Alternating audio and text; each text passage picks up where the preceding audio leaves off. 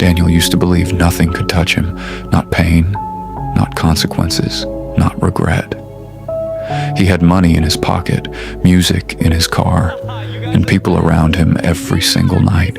Every weekend looked the same. Bright lights, loud laughter, alcohol spilling over glass rims, women leaning close, friends calling him lucky, and Daniel believed them.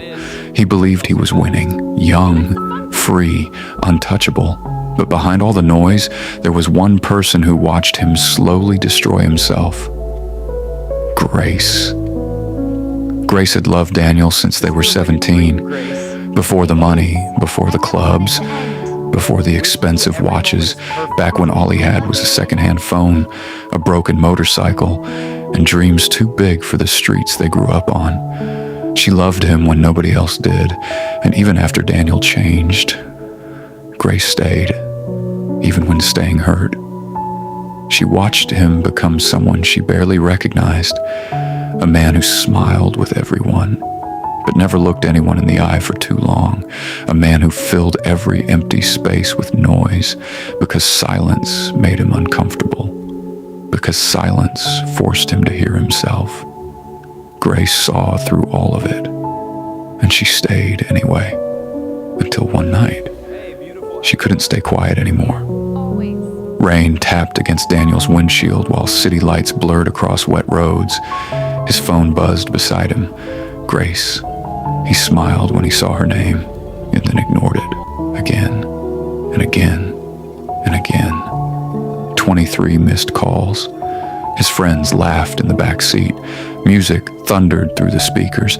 Someone handed him another bottle, and Daniel laughed like nothing in the world could go wrong. But somewhere across town, Grace was crying, driving through the rain, hands shaking on the wheel, trying to find him before it was too late, because earlier that night, Daniel had left angry, drunk, speeding, and Grace knew exactly how dangerous that could become. She called and called and called, praying he would answer, praying he would pull over, praying he would choose life for once. But Daniel kept driving, faster, rain heavier now. Roads slick beneath the tires, headlights slicing through darkness. Then, a sharp bend, a horn, brakes screaming against wet asphalt, glass exploding like thunder, and then silence, the kind of silence that changes a life forever. When Daniel opened his eyes, everything hurt. His ribs, his legs, his chest. Where am I? Machines beeped softly around him. White hospital ceiling above him.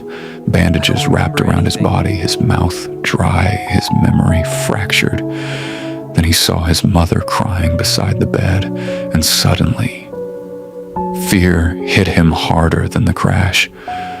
"Where's Grace?" His voice barely came out.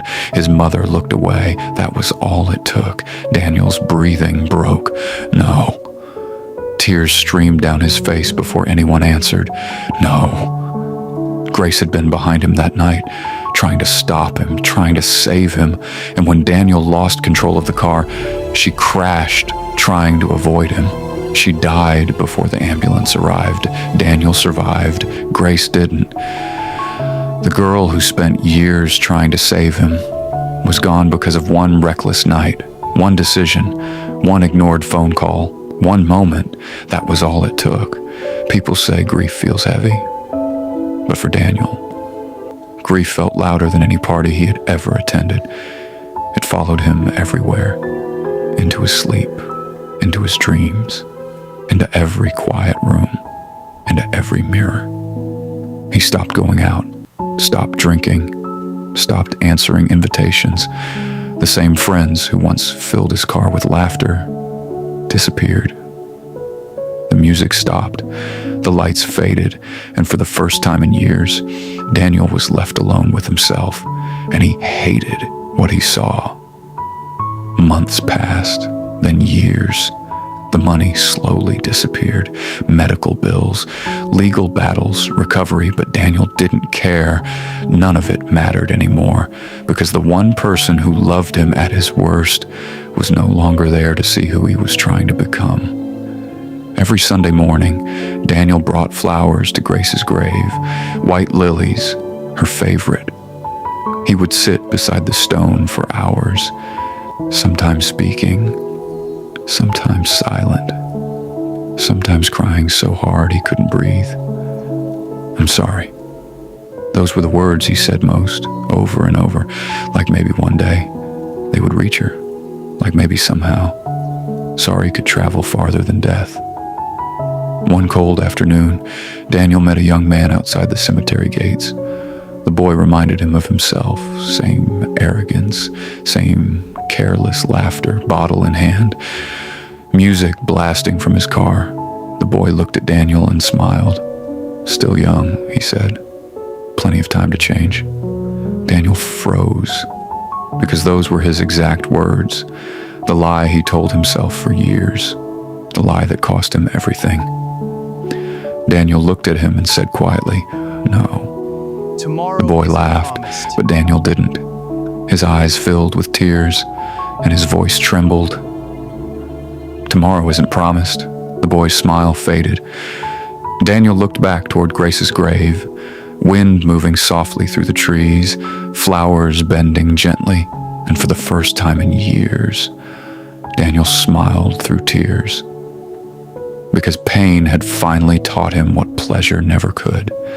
That freedom without wisdom becomes destruction, that choices always leave fingerprints, that the people who truly love you are never guaranteed to stay long enough for your apology, and that the most dangerous words a person can ever say are, "I'll change tomorrow," because sometimes tomorrow never comes, and sometimes, when it does, the person you wanted to become better for is already gone.